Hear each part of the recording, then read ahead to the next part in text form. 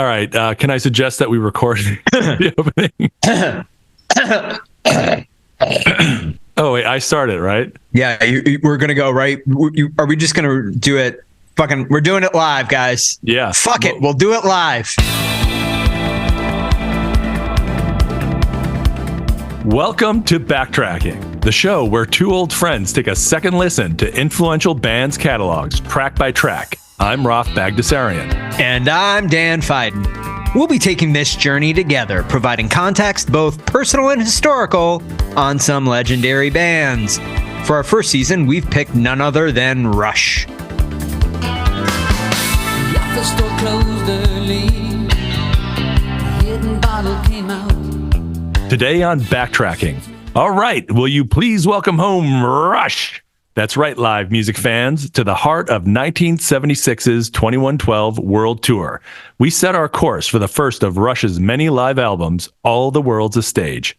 It sure is, Raf. After the release of 2112, Rush embarked on an epic 16-month tour to support it. In order to buy themselves more time from Mercury to tour and record 2112's follow-up, A Farewell to Kings, Dirk, Lurkst, and Pratt opted to record and release a double live album from the tour.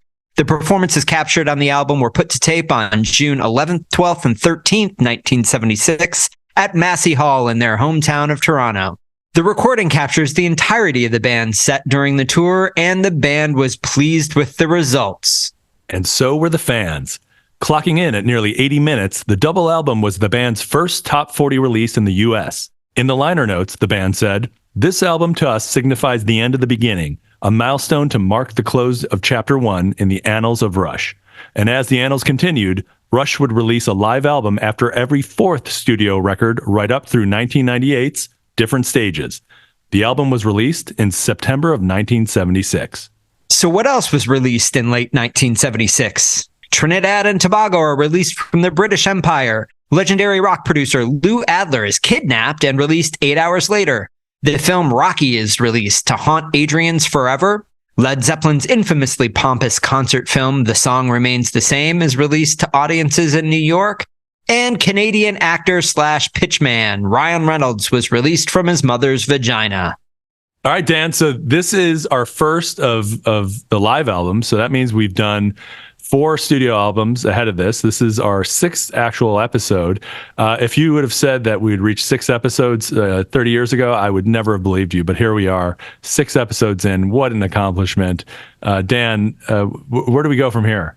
Well, I'll tell you, Raf, we have no place to go, but the heart of Cygnus, fearsome force, will set our course. A few things that I think we want to kind of onboard in terms of feedback that we've gotten from the audience, albeit the small audience we have, and a few things that we've just decided to change. But the first thing that I want to announce, it's not going to be relevant to really anybody, but I do think it's kind of cool. This is the first episode that I am broadcasting live on 91.1 FM in Haleakala, Hawaii, pirate radio from my house. No shit.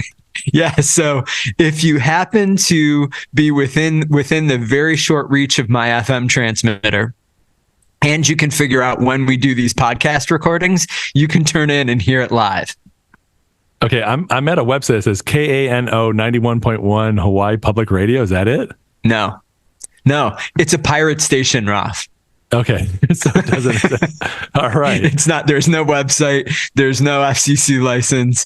Ara, when you come onto the show, please don't have me arrested. I know that you've got all the connections. Okay, so that's the first thing. So, Raf, I just want to kind of go through some of the feedback we've gotten. I think the first bit of feedback that was funny, but also I think very valid, is that we both talk too slow. In particular, I think I talk too slow and circuitously. Too slow. Okay. Yeah. It's been to a couple of people who've heard the podcast, and I've asked about it.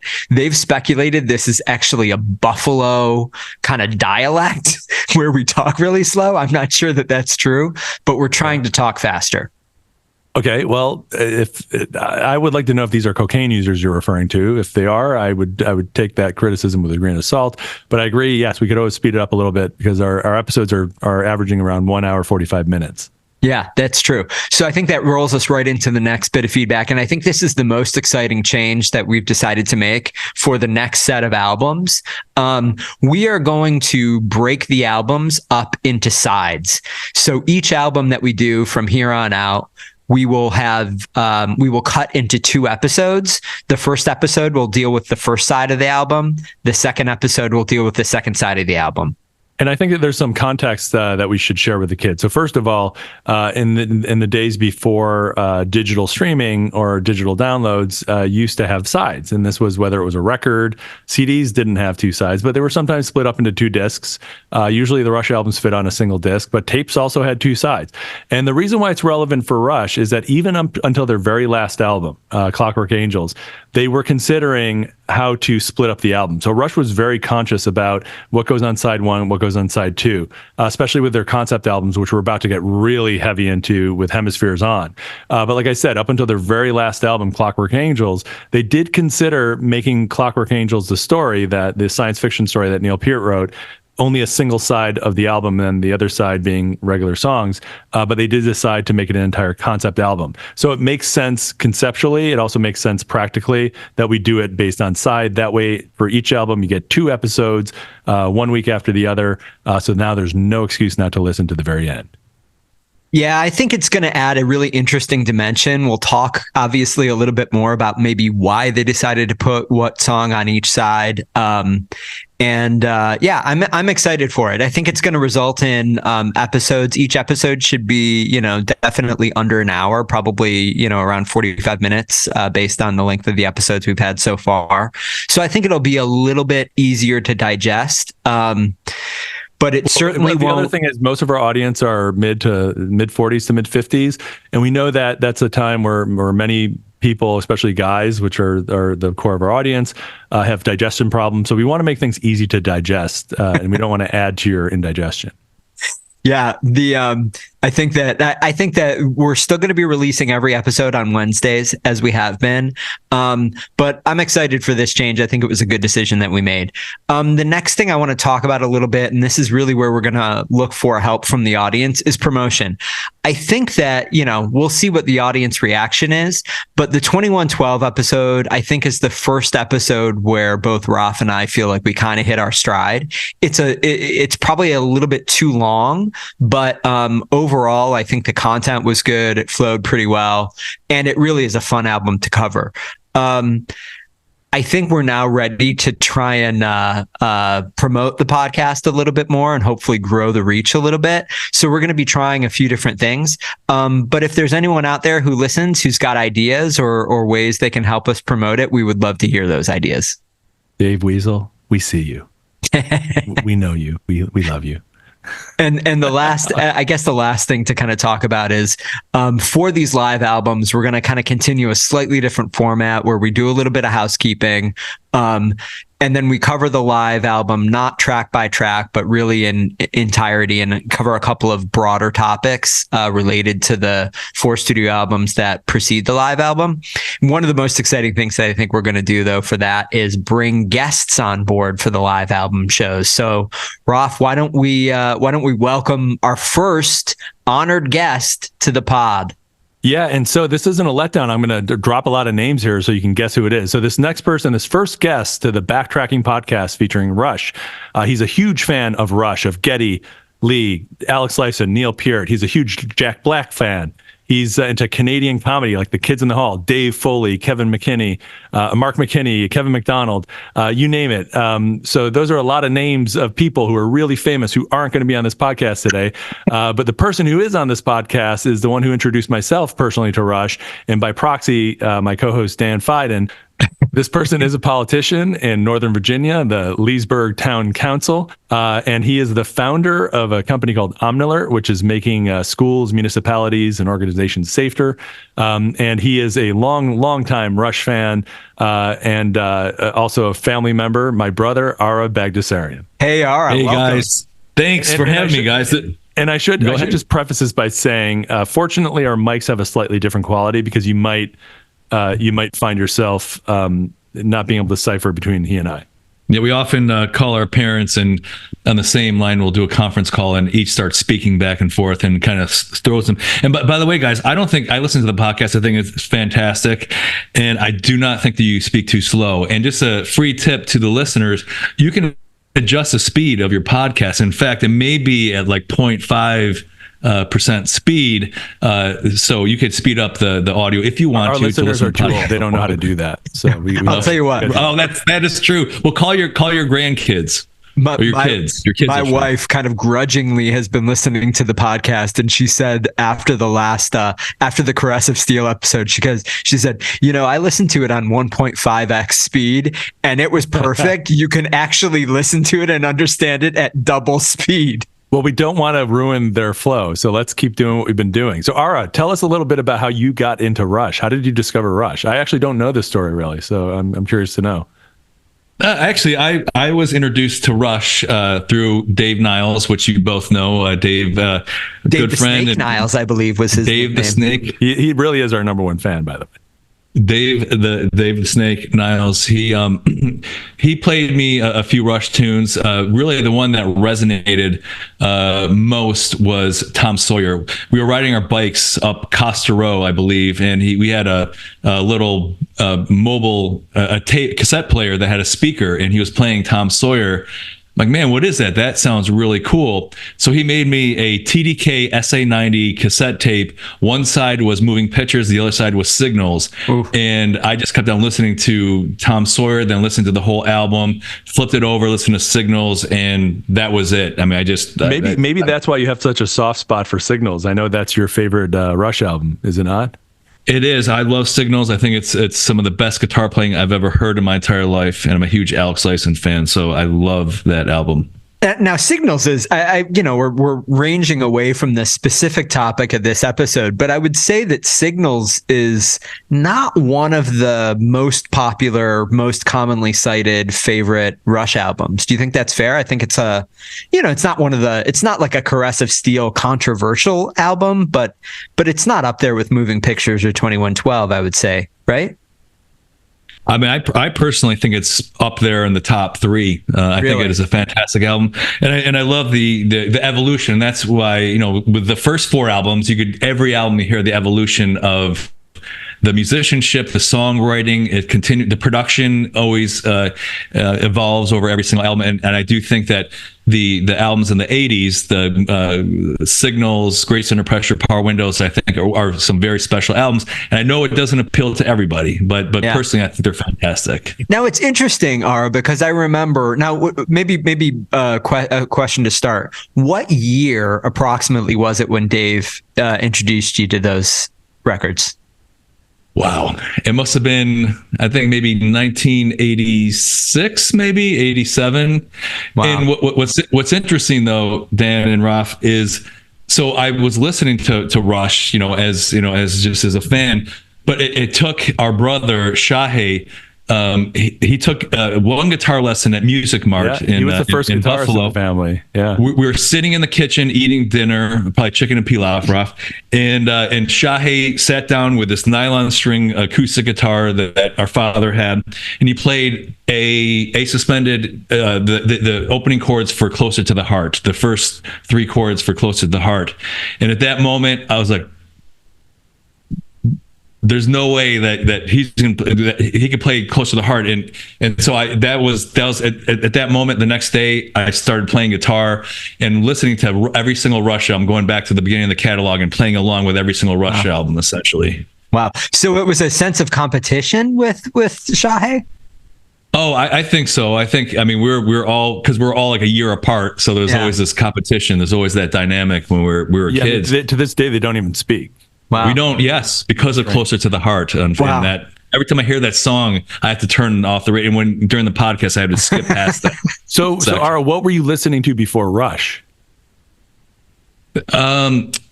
the tape that I was probably listening to the most was the Scorpions' "Love at First Sting," which I also got from Dave Niles. Classic. And I love the guitar playing. But a lot of that was I think mostly like pop. I was listening like the Outfield, I think was popular at the time.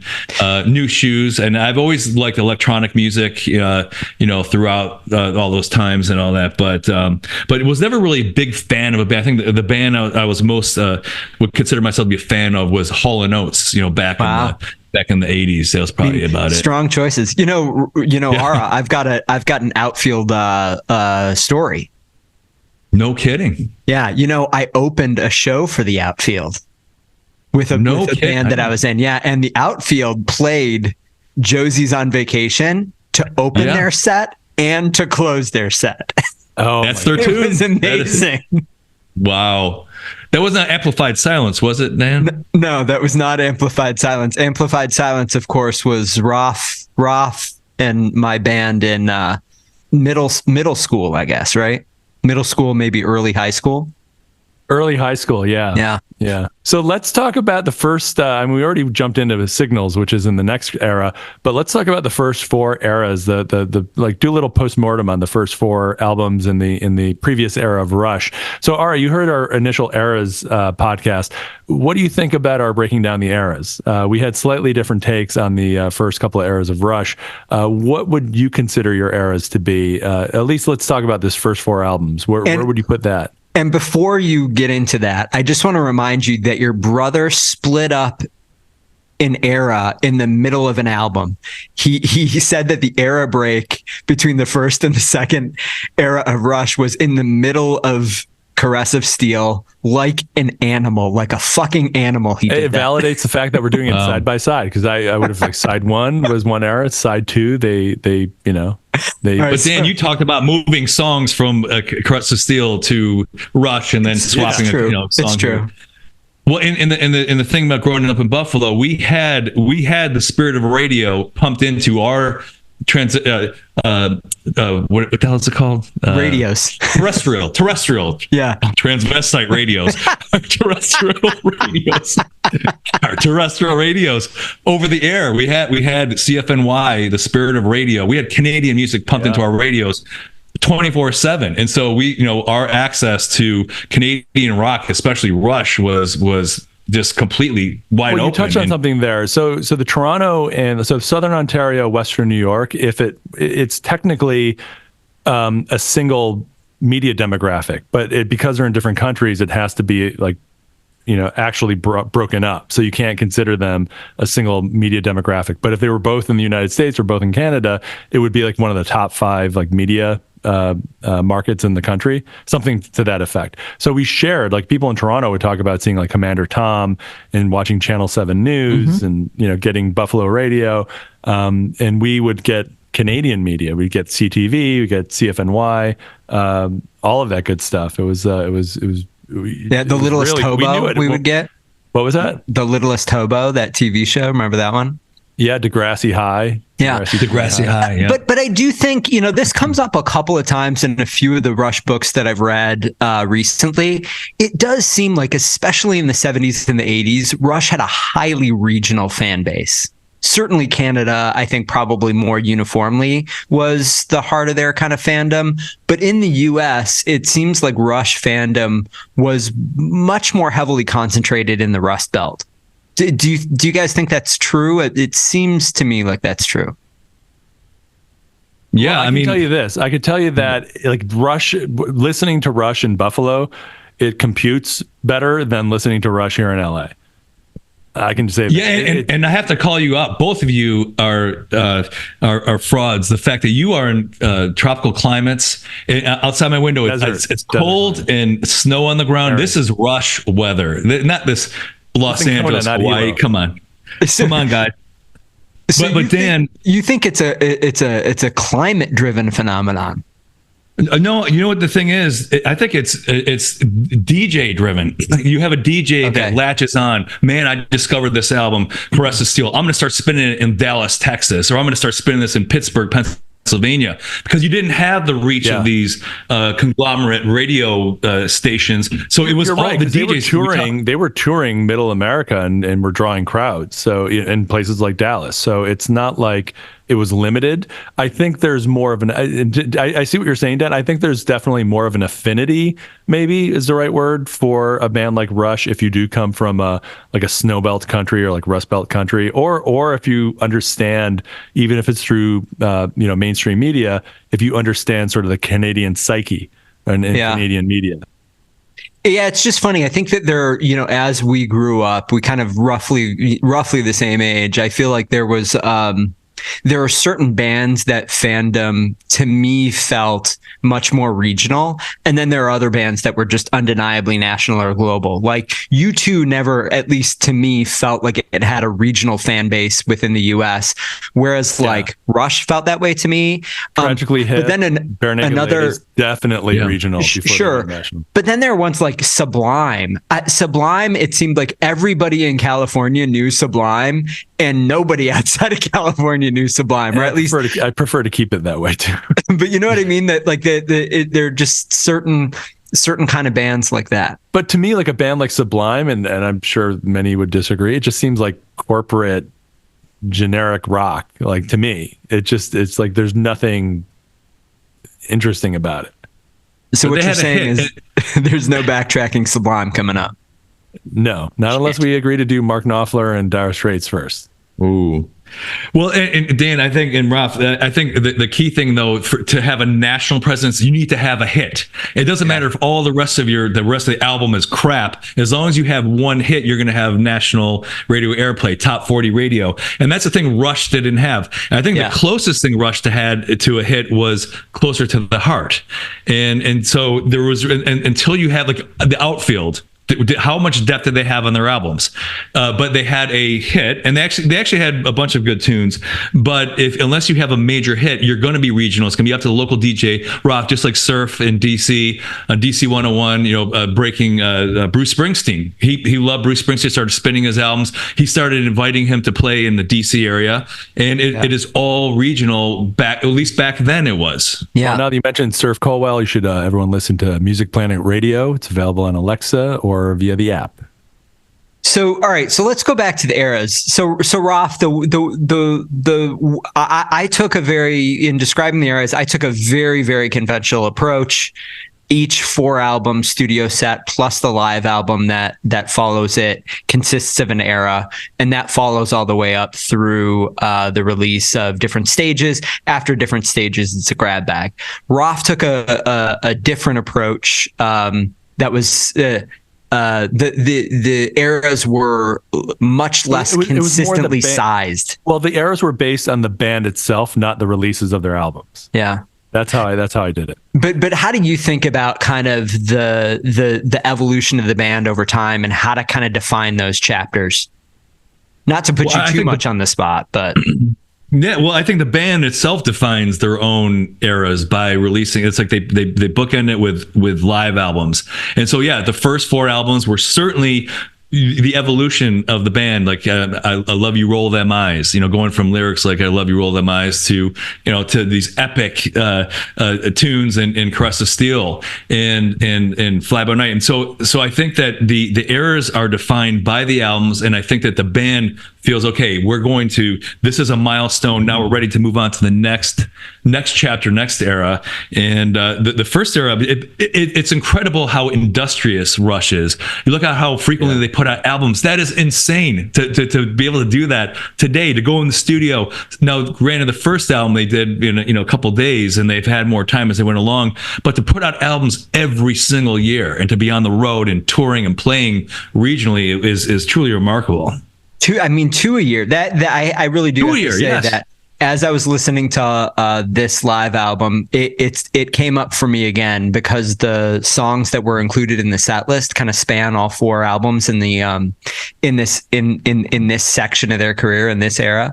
And it really, we said it before, Ralph, 2 studio albums per year for 2 years. and then the live album, and the amount of musical growth that happened during those 4 albums is absolutely remarkable. I mean, they are just the band that exists on 2112 has not so much to do with the band that existed on the eponymous debut album. Absolutely. And I think that All the World's a Stage as an album, like, it has that brilliantly on display and for all the world to see, because you hear we can talk about it more when we get to it, but I think that it's very poignant that we're at this stage in their catalog, their first live album, especially one in their hometown of Toronto at Massey Hall, because I really think that it's sort of a farewell to the old Rush, and everything we hear from them beyond All the World's a Stage is like a much more buttoned down, much more serious, much more,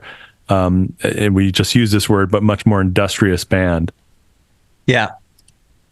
What's interesting also about the first era and going into the second era is just thinking about the context of music back then and who was consuming music, how people were consuming music back then. So you throw on an album, you're sitting around smoking weed, hash oil, like you're talking about with Crust Steel, but you're hanging out. You got the album there. You have big ass stereo speakers and you got the record player in the middle. You're hanging out, listening to the frickin' album. You're listening to the stories, and that's why these epic tunes that they've created they're not just songs, they're epic. And what was the term you used, Rafi? Rock novels. Rock novel. Exactly. You sit down with 2112. That was like Netflix back then. That was turning on the TV, pulling up on demand video streaming. No, that was it. That was entertainment.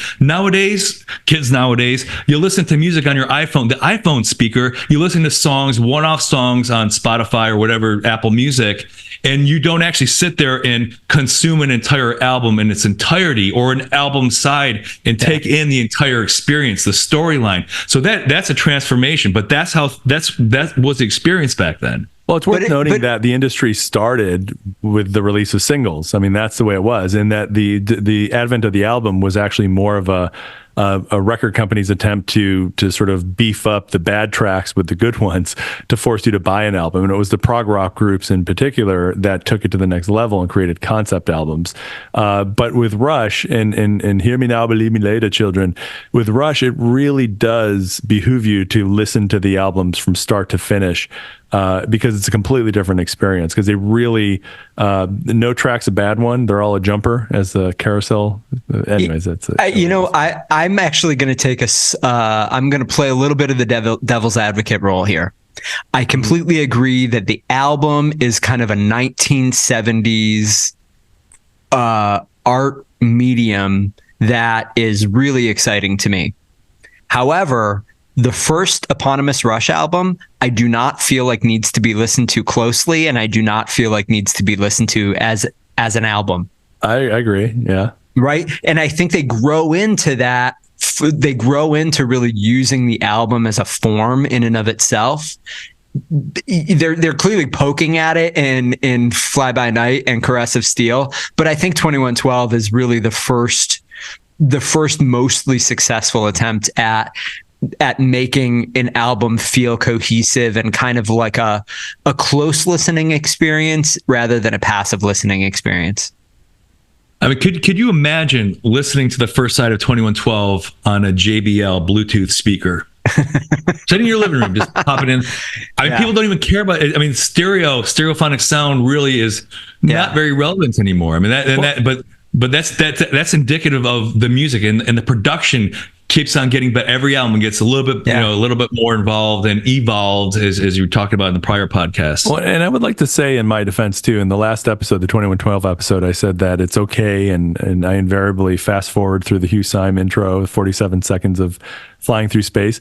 Well, on All the World's a Stage, so did Rush. They brought it down to like 15 seconds, and they started playing. So, kids, it's okay for Rush to fast forward through that. It's okay for you to fast forward through that.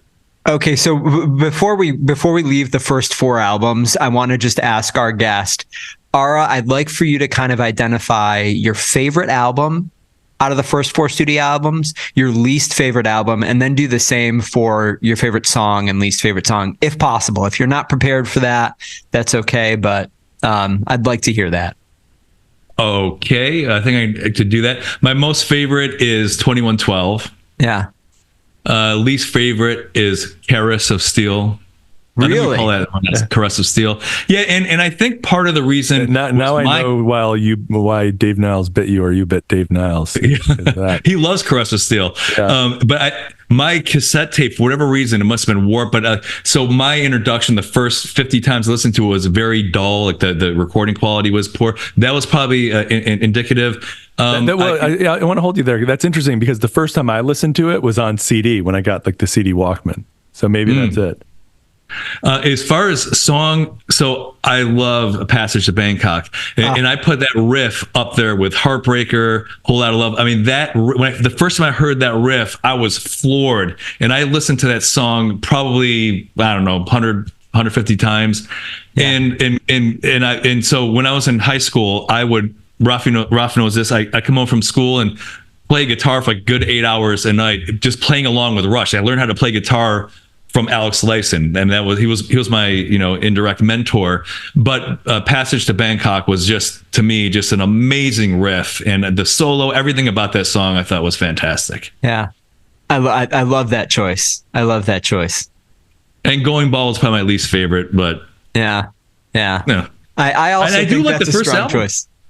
I do. I still like. I love the first album. Like, I really just the whole dynamic, that young band, go in the studio. They got like 2 hours. Let's just jam this out, get it on tape, and back out to the next gig. So let me get this straight. So you're saying that Tears isn't your least favorite song off of those 4 albums? I think Getty, isn't that like one of that was the last tune that album? I think Tears and Lessons. I think Alex Lifeson wrote Lessons. Getty wrote the lyrics to Tears. And that was the last album where they actually accredited songwriting, individual songwriting to a song. Yeah, and it was starting with the next album with Hemispheres that they decided to just all share the songwriting credits. Period.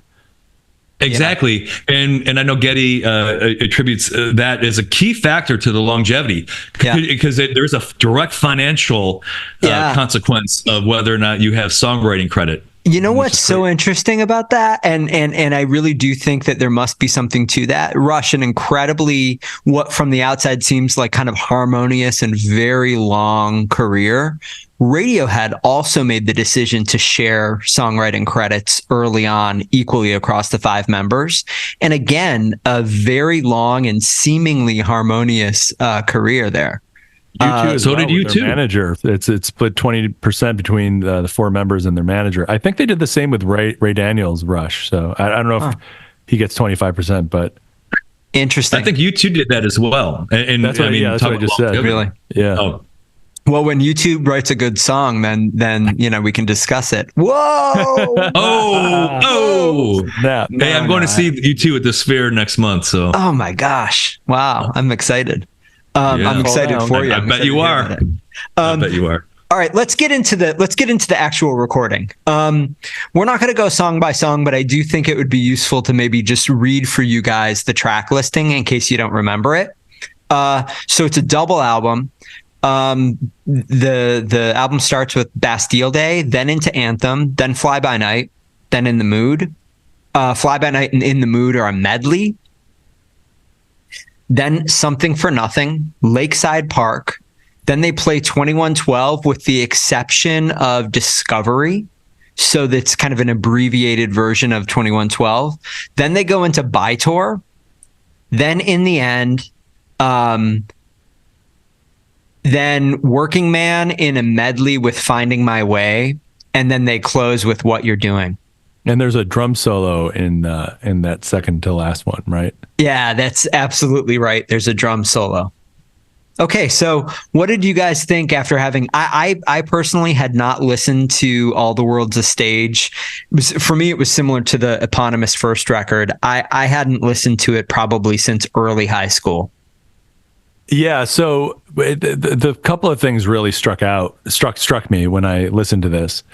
The first was that you can totally tell, especially with their later live albums, the band is still lacking maturity and discipline with their live show. Like they're still like a high school rock and roll band.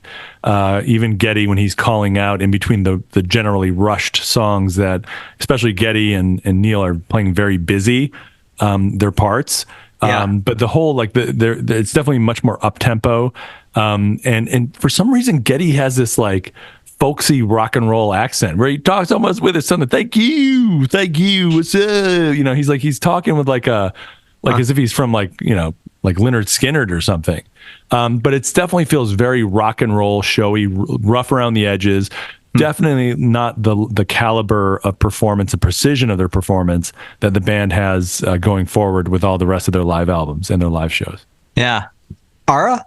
Well, you know what's I always love the aesthetic of All the World's a Stage because it truly captures the essence of a live show and like in a smaller theater, but the way that it's produced, like the guitar is panned to the left where Alex is, and the guitar or the bass is panned to the right. And you feel like you are in that arena. It's like it could be like a small hockey arena. Massey Hall, is that where it was, Rafi? Yeah. Massey Hall. So you feel like you're there. It's truly produced like a live album. The subsequent live albums are definitely more produced. You know, the guitars are in stereo. It has a different aesthetic. But that's what I love about this. It's like you are there once again, hanging out in your living room or hanging out in your basement with a joint, listening to this album. Like you're there. You're transported to Massey Hall. And it's a legendary venue. I mean, the band was pretty starstruck by the fact that they were playing there. It's their hometown. And when I say that it's rough around the edges, it's very raw, very rock and roll Rush, I'm not saying that necessarily in a bad way. I think it's actually a really great document of the way the band was before they really matured. And it also dispels any myths that the band just instantly matured with the advent of Neil Peart. Because even Neil, like for a perfect example, and I know we discussed this on previous podcast, Dan, you know, what would the first album sound like if Neil Peart played drums? And we called out a couple of albums on Fly By Night and said, you know, Best I Can is a perfect example. Like that's what Rush would sound like if Neil Peart was playing on their first album. Well, they're playing some songs off their first album, like In the Mood, for example. Yeah. I mean, Neil, like honestly, Rutsey plays it better than Neil Peart because Neil Peart is he's all over the place. And during the guitar solo, he's doing all these weird syncopations. I'm like, Neil, just shut up. Just let the guitar solo play out. Yeah. Ralph, I could not agree more with you there. I felt like Neil's playing on any of the John Rutsey songs was borderline obnoxious, especially I think it was In the Mood where he really gets busy on the cowbells. Yeah. And it's just like it just doesn't sound good. You know what I mean? It's a simple song, but just get out of the song's way, you know? From this album on, like, or after this album on, I cannot say that about a single thing Neil Peart plays. Everything beyond this is perfectly, like expertly, perfectly placed. It's just in this one album though, like we're seeing a really raw version of the band, maybe even stoned version of the band. I don't know if they were getting stoned before the shows in those days, but definitely rough around the edges. And I appreciate it. I think it's a really great document of the band before they really buttoned up. I think they were actually rough. I think they were because a couple of times, like at the end of a song, Alex will have the tape delay ring on. Like I think going before 2112 Overture, you hear the tape delay. You know, I'm not sure seeing trails like that, but that's something that you would not see Rush do today. Just kind of like yeah, and it's funny you say that because that's actually in my notes. Like, is one of the things that I really thought was really cool is at the end. So that was the end of Lakeside Park, and you've got the harmonics just playing out, and over the harmonics to Lakeside Park or underneath it, you start to hear the introduction to 2112. Now imagine being there at Massey Hall, and then Geddy Lee says, "We'd like to do for you side one of our latest album. This is called 2112." Yeah, and then they bust out into 2112. That, I mean, I think he did that intentionally, but you're right. They didn't do those type of sort of loose, haphazard transitions between songs. Now, I would just say overall, my opinion on this is I completely agree. I think it's raw in a pretty charming way across most of the album. I think there are some low points. Mostly, I think the low points are the songs from the first record. So I think In the Mood is not it is not a good performance. I actually they still play that though today. Well, not today, but they've been playing that their whole career. They've always that's the one tune. Yeah, they do, and I don't get it. I don't think I got it, 20 years ago, 30 years ago, and I still don't really get it. But Working Man, I actually felt like the recording is quite nice on here. What You're Doing, I'm not entirely sure why they closed with that, but it's a limited catalog that they had at this point. I think I agree, Ara, with what you said about kind of the liveness of the sound. In some ways, the sound is pretty shitty. I think there's not a lot of. It's a very kind of mid and treble heavy recording, I think, and the low end just feels kind of washy to me. But it does feel like a relatively small venue live concert recording, which I think is cool. Like Massey Hall, from what I could tell, is about 2,500 people, which, if you compare that to, for example, a Show of Hands, right? Much later live album that they do, we'll be talking about in, 9 or 10 years at this point. But when we get to that one, it's a very clear recording, and in some ways it feels like it was recorded in a venue that is so large that you don't have a sense of kind of the crowd or the liveness, if that makes sense. You don't really get any kind of like ambient noise, and I feel like in this recording you do, and I like that. It just makes it feel like a little bit more of a document of the band at that time. Now you can see the black and white footage of this performance on YouTube as well. Oh, really? Yeah. It's really low quality, but you can see some of it, and it's really only the stage. You can't really see much besides the stage and some of the lights. But I do think the one track on this album that really matched the energy and state of mind of the band, and I think it's the best track off the album, is probably Bytor, just because it just really it's got energy to it, and they rarely play that song live. So I think it's sort of the standout track on this album. And Dan knows why they don't play that live often. It's the that hot start of the song coming right in. Yeah, no, it's tough. How how the hell do you do that? Man, that was one of the most profound insights. Like I've listened to the song 1,000 times. And well, let's share that conversation with our fans, because that happened on a text thread. Yeah, no, it was. What was the controversy? So I made in the Fly By Night episode, I made the observation that it is one of the only songs I can think of off the top of my head where the song and like the first verse and everything kicks in on one of the first bar of the song, and it just feels strange to me. Well, I mean, we just talked about a song that does that. The Outfield. Josie's on a vacation far away. No, it doesn't. It does a guitar chord. Yeah. There's a chord. It starts with a guitar chord. Right. Yeah. There's like whatever, it's 2 called bars. Your Love, by the way. I know, because I was backstage when they played it twice. Yes, okay, sorry, I stand corrected. So Bytor, it's okay. Fine. You found a song that was close to that, but not on the first note. Yeah. That is a little bit awkward. But I would agree that Bytor actually is. I think one of the things that's fun about the recording of Bytor on this album is the whole battle sequence. They really kind of mess around in a way that I don't think of Rush doing very often. When I think of Rush, I don't think of like this is a real jam band and they're just going to go in some crazy direction at any moment. By the way, Your Love starts right on the verse. It just goes. It's just one chord. Dun, dun, dun, Josie's on a vacation. Right, but at least there's a note. You have a Bytor, there's a drum fill. But there's no reference pitch. There's no reference. No reference pitch. So there's no reference pitch. Okay, so we're getting more. So you're basically right in there. But Dan. So it's funny. Yeah, that's one of the key things is Rush clearly is not a jam band, and this live album establishes. Yeah, it's a jam band, but it establishes the fact that their MO is to reproduce the live or the studio version live, and they do an amazing job and accurately the solos, everything about that. The arrangements are identical to the recording for the most part, except when they do a medley like on All the World's a Stage. Yeah. Now, how about some of the non-musical elements of the recording, Geddy's banter, anything else about the album that kind of popped out for you guys?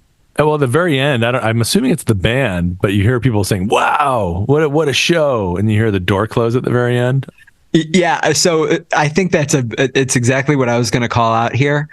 I assume that's Geddy, and I assume this was recorded in a studio after the fact, and they wanted to make it sound like it was the band walking off stage, backstage, and then leaving the stage door. That was how I interpreted it, but it sounded really fake because there's just like one person that's kind of not really tight. Wow, well, I guess that's it. All right, and then boom, the door closes. But it is kind of I don't know. It struck me as a little bit goofy, but also pretty charming. I can't think of another live album that does something quite like that. I thought it was a fan initially, and then it sounded like the band. I think it would be more valuable if it was like a fan or just some like kids at the show saying that. But that's the door closing is what led me to believe that it was the band, like them going backstage. Yeah. Well, guys, the one thing that I disagree with Ralph with, and probably you too, Dan, is I loved hearing Neil Peart's interpretation of the drum lines for the first Rush album, when like that to me was really, I thought that was cool, and you could tell, and maybe because his style is obviously a lot more intricate and syncopated, more elaborate than John Rutsey, but I loved hearing his interpretation of those songs. That to me, I thought that was something special on that album. I thought it was interesting. And there's one section, I believe, in Working Man where Neil does something. This is pretty subtle, but I thought it was really interesting. There's kind of a cool fill that Rutsey plays going into a section of the song. And Rutsey repeats the same fill multiple times as they go into that section multiple times. Neil played it just the way Rutsey played it the first time, and then the second and later times he does it like more crazy. But it actually, to me, kind of felt like a little bit of a nod by Neil to Rutsey saying, "Hey, I think this drum part's actually kind of cool, and I'm gonna replicate bits of it as a little bit of a nod to what you did." Whereas like on In the Mood, for example, I really just felt like, oh, this is a good bored drummer just trying to keep himself occupied. You know what I mean? Which I don't know. I didn't like that as well. No, that's cool. Yeah, I just think it's interesting to hear, that the interpretation had Neil Peart, and the songs might have been written differently. I think musically it might have taken a different direction when you have a drummer like Peart behind the kit. I think that would influence the overall. Well, obviously the lyrics would be a little bit different, but even if the lyrics were consistent with the first album, I think the songwriting might have been influenced by his drum playing. Yeah. Now, do you guys want to talk about the next 4 albums? Because I think that this.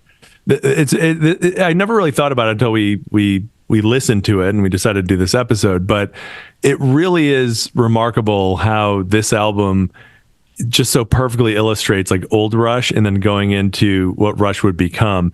And I think, the final analysis, I think it's a really wonderful. We do have this document of Rush, even with Neil Peart playing drums, of just being a rock and roll band. Like that's what they are. Yeah, I agree with that. Yeah, and I'm happy to go on to the next 4 albums. So, so maybe we can start with Ara here. We're after this episode, we'll dig into the next 4 studio albums, and then obviously end that section with Exit Stage Left, which is the next studio album.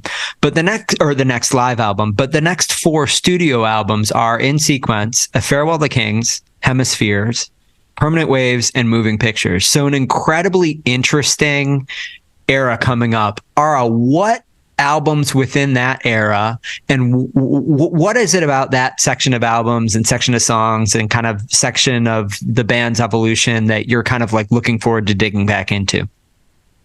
Oh man, well, So I believe that Hemispheres, the first chord of Hemispheres, is the first time we're introduced to the Alex Lifeson chord, which is like a G. I'm not going to but open. The top two strings are open. Top three strings are open, but that is a classic, brilliant chord that the Alex Lifeson introduces. I'm pretty sure, Ralph, have we heard that chord prior to that? Because I know it comes in other places in the future. He's always been big on suspended chords, but I agree that chord, if there was a sonic signature for the band, that's it.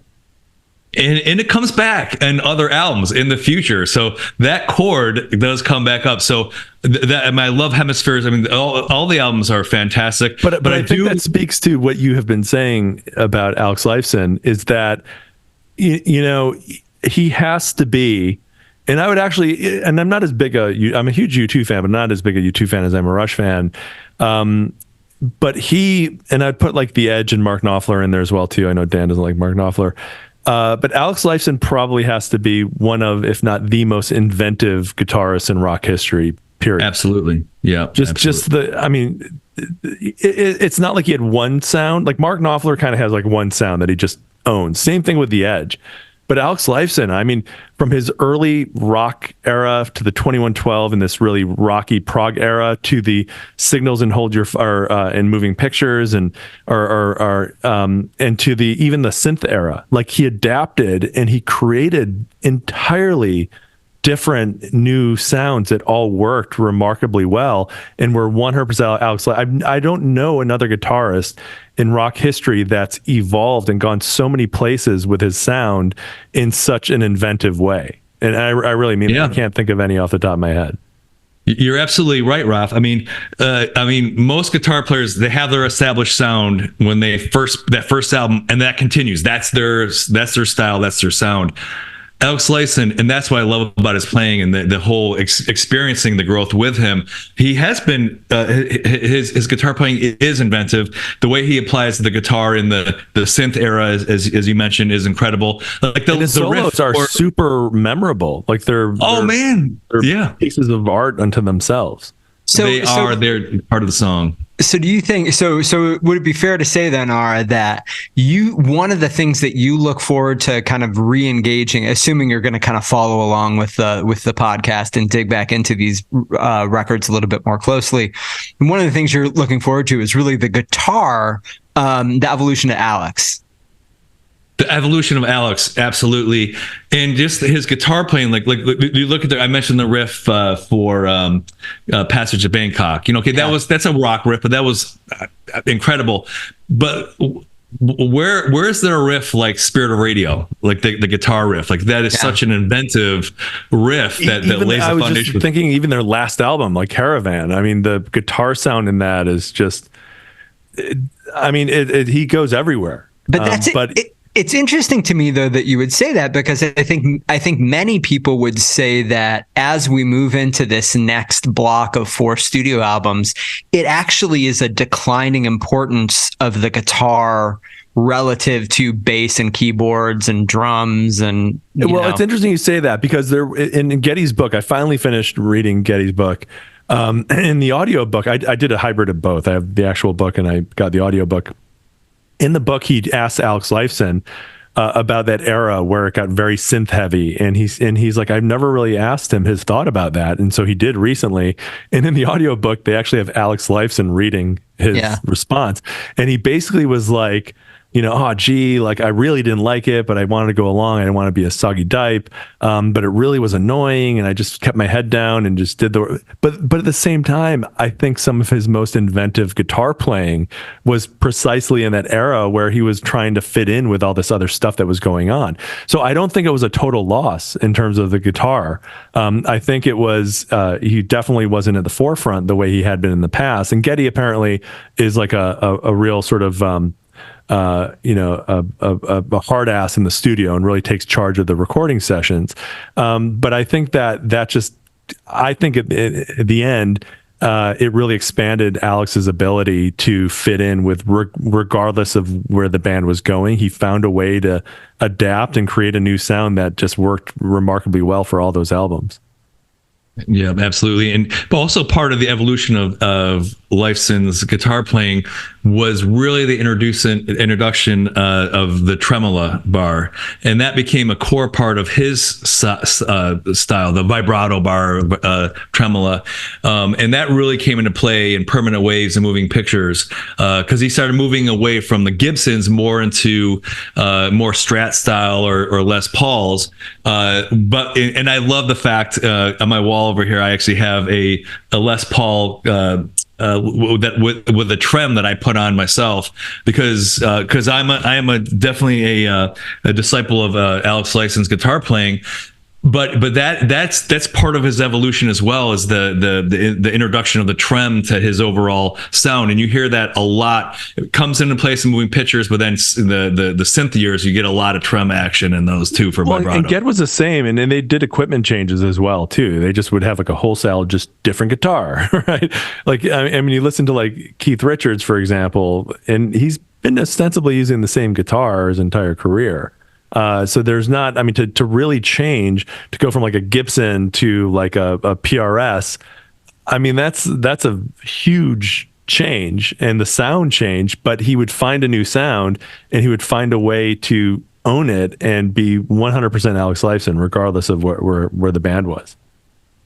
Absolutely. And he did the same thing, you know, whether it was a wall bass, the jazz bass, the Steinberger, he had to, and then back to the jazz bass again, but he found a way to, you know, create a whole host of bass sounds that all worked for the era. And so, Rolf, what about you? What are you kind of looking forward to experiencing again or taking a closer look at for the next 4 albums? You know, it's interesting. So Farewell to Kings and Hemisphere, to me, I've always grouped those two together. They maybe it's because of the Cygnus X1, you know, 2 parts, 2 Ps to the pod. They've always gone together for me. They have a very similar aesthetic, very similar sound, very similar. Like if you were to string the 2 of those together, it's kind of like one album. But when they went to Permanent Waves, what was really striking was that they made a conscious decision to make shorter songs, not to be more commercial necessarily, but just to challenge themselves. Like let's break out of this, you know, this concept album and let's just do individual songs and see how making an album like that turns out. And that's what they did with Permanent Waves.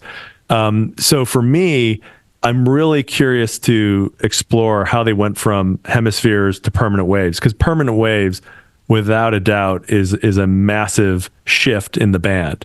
And I think we both might have put these in like marked Permanent Waves as the beginning of a new era. Yeah, I didn't. I stuck with the kind of traditional four albums, then live as each era. I will say that for this is my, you know, just kind of very subjectively, this is my favorite era of Rush that we're about to dig into. In particular, probably my favorite Rush albums across the board are A Farewell to the Kings, Hemispheres, and Permanent Waves. I just love that block of 3 albums. I think because I am I like the kind of unapologetic dorky progginess. I love the out there-ness of the lyrics. I just love the there's a certain the kind of mid to late 70s prog. I think that it was executed in an era that is largely pre-irony. And I don't think you can really, again, go back to Led Zeppelin. I think that Led Zeppelin is kind of like the apex of an unapologetic kind of fist in the air rock and roll band in an era before irony. And everything that follows Led Zeppelin, there's a little bit of this ironic reaction to Led Zeppelin, if that makes sense. Like people have Led Zeppelin and those like 70s era rock bands in their head, and they're, even if they're doing the same thing, they're somehow doing it a little bit ironically, if that makes sense. And I think that this is like the height of this kind of like aspiration to do something really big and really meaningful and really difficult and really arty, and there is no self-awareness that people may be kind of thinking that that's like too much, too ostentatious. I really love that. I think it's like a real time capsule for that era in rock music. And I just love that era of Rush. I love those songs. I love the tone. I love the execution of this really like technically complex stuff. I love the kind of nerdiness of the lyrics. I really love all of that. And because I would say Hemispheres is probably the most sort of esoteric album the band has made. And I think that some people would say, no, Caress of Steel is that. But I really think that Hemispheres is probably as deep down the rabbit hole of Rush that you can get. And if you go there and you like what you see, you're a Rush fan. Yeah, and the execution, I just think the ambition is there in that first era, Raf, as I think you kind of highlight when you talk about in what the eras are in your mind. The ambition is there, but they're really just kind of poking at the ideas, and I think mostly not fully executing them well. I feel like Rush, when they hit like Hemispheres, Permanent Waves, you have a band that is at the absolute height of their capabilities, musically and conceptually. I think what they then do in the following era, the synth era, or what I call the Skinny Ties era, it's a reaction to themselves. They kind of, I think they willfully deconstruct what they've done in the previous era and go in a different direction and challenge themselves in a different direction willfully. I think that's one of the really cool things about this band, is that they kind of consciously are aware of what they've done before and kind of decide to take a different turn and challenge themselves that way. I think that's awesome. But I think that's very difficult to do. One of the things, I'm going to reference the Beatles here for a second, in the Get Back documentary that Peter Jackson did, the thing that struck me the most from that like 80 hours of footage was Paul McCartney was like the Geddy Lee of the Beatles. And he was the guy that, as brilliant as his fellow bandmates were, he was the guy that was always saying, no, we've already done that. We need to move it forward. We need to do something we haven't done before. But they did it in a way that was accessible. Like, they didn't just do it for the sake of doing it. That's easy. But to do it and to explore new ground in a way that's accessible and sort of raises the state of the art is really difficult. And I think Rush just kept pushing themselves to be that Paul McCartney and just say, we've done that before, let's do something new. You know, what's interesting with Rush, what they've been remarkable at doing is synthesizing their influences, right? Incorporating their influences, because they themselves are obviously music fans, but like obviously early Rush, very heavily influenced by like Led Zeppelin. But as you move into the 80s, like I know there was an influence by the Police and some of the new wave type of music that certainly influenced the music with synthesizers. But it was, no matter what, it's all of their own. Like you hear a little reggae in Spirit of Radio, in the bridge of Spirit of Radio. I mean, that's an homage to Andy Summers, you know. So like taking those influences and incorporating that into the music, and once again, they are maintaining that industrious pace of putting out an album every damn year. Like, that is incredible. And every album keeps on building on the last album, and it keeps progressing. And Alex Lyson's guitar playing keeps progressing and evolving, which you know we just talked about, is just a fascinating experience.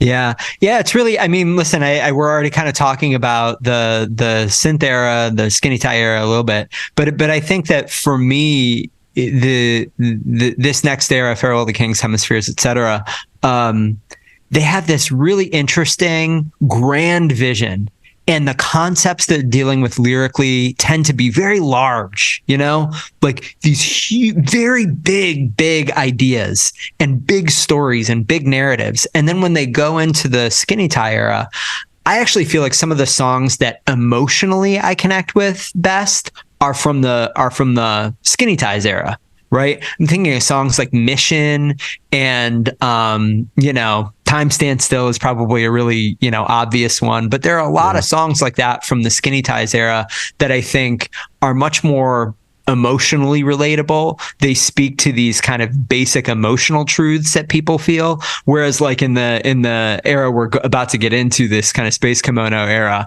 it's much more these like, let me tell you these amazing, huge stories and, you know, these kind of these grand ideas, these less, these things that are less relatable on the micro, but really interesting on the macro. Oh yeah, but it still maintains that whole, what we talked about earlier in our discussion, about the whole experience, like sitting down in the basement, throwing the album on, like listening to Xanadu, listening to Cygnus X1, hanging out, smoking whatever, but you still are part of, it's still the album experience. You're tying that in, and then when you move beyond that, when you start moving into the next, the skinny tie or synth era, or even when you get into moving pictures and permanent waves, it really doesn't. It's starting to move away from that whole album hangout experience that was indicative of the 70s and 60s, quite frankly. Yeah. We want to discuss our favorite albums from the first four. I mean, Ara already gave his. If you were to ask me, it still is. And again, it's mainly out of just an emotional nostalgia. And it just conjures up a lot of feelings. And it's got to be Caress of Steel for me. Really interesting. Yeah, I think for me, I would probably say 2112. I think that's probably the most politically appropriate choice, the most standard choice. But I do feel like the on that album, they execute well what they're trying to do most consistently. Yeah. You know what's crazy, Dan? So Raf, remember, so our brother Shahey had that sports Walkman, the yellow, remember the yellow Walkman that had like the waterproof sideways headphones. Like these headphones were revolutionary because back then you had earbuds or over the air, those with the thick pads. I listened to 2112 on a cassette with that sports Walkman. It was powerful. It had some good bass. Yeah. Oh, it was incredible. Yeah. That was a life-changing experience. I sat on the couch in our living room just listening to 2112 with it. It sounded so incredible. So, Dan, I mean, like just the production, the overall experience, but the way you hear it too is a factor. Okay, now speaking of that, and I don't want to get on this rabbit hole, but just I want to let our fans know, or our listener know. Fans. Listener. Both of you out there.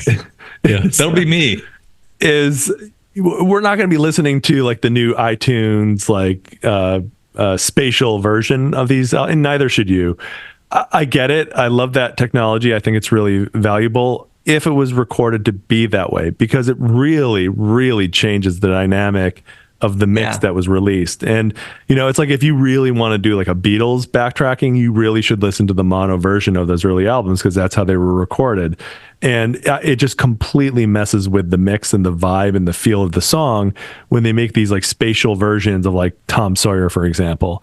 If you're going to listen along, like don't listen to the spatial version of it. Rush never recorded anything for spatial audio. So always definitely get the lossless version if you can, but don't listen to the spatial version of it. Yeah. Good tip, right? Good for the audiophiles out there.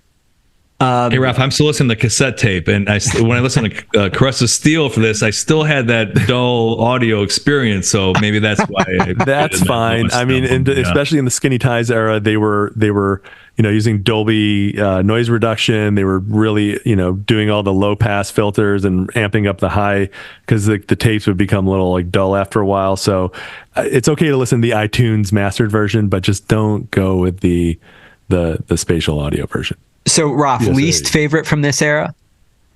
I mean, I can't really say. I probably you gotta say, Ralph. That's the rules. Probably the first album, maybe even Fly By Night. I would say first album. Ouch. Yeah, not Fly By Night. It can't be the first. Yeah, the right answer here, guys, is the first album. The first album is. Here's what I will say. The first album. It's like a demo. It is like a demo. Yeah.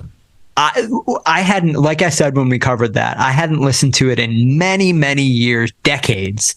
And I liked it a lot better than I remembered liking it. It was much stronger than I remembered it being. However, it is nowhere close to any of the rest of the records in that set of four. I think Fly By Night really comes out of the gates pretty hot with Neil Peart. They're trying some really interesting things, but they really kind of interestingly hit that Led Zeppelin rock and roll feel with a slightly more kind of complicated prog leaning direction.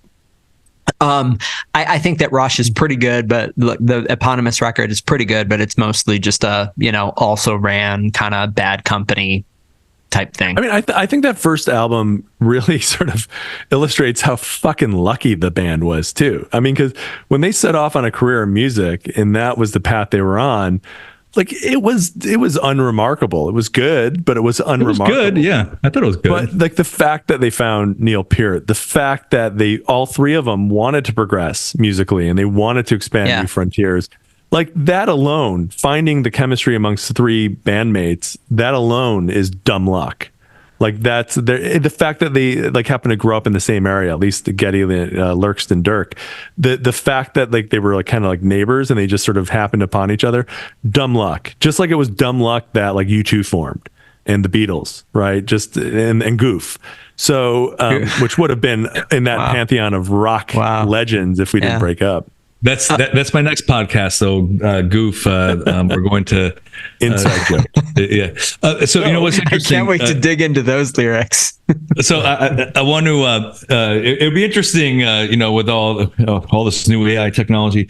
It'd be interesting to, you know, I often imagine like what would Fly By Night, Crest of Steel, like the albums after that, or the subsequent albums. Forget the titles. What would they have looked like or sounded like if John Rutsey continued to be the drummer? If they didn't go bring in the influence of Neil Peart, what would those albums, what would the future, would they have been around to, you know, for 30, 40 years? Or would it just been like a 5-year? They wouldn't have. So in the interest of not breaking any federal election laws, if there's a Republican member of the Leesburg Town Council to give them equal time to come on the Backtracking podcast that's a Rush fan and they want to come on the podcast, we would be happy to consider that because we don't want to be fined for giving the Democratic member of the Leesburg Town Council more time than the Republicans. Well, local elections are nonpartisan, so. Oh, there you go. Fuck it then. Yeah. I thought they were.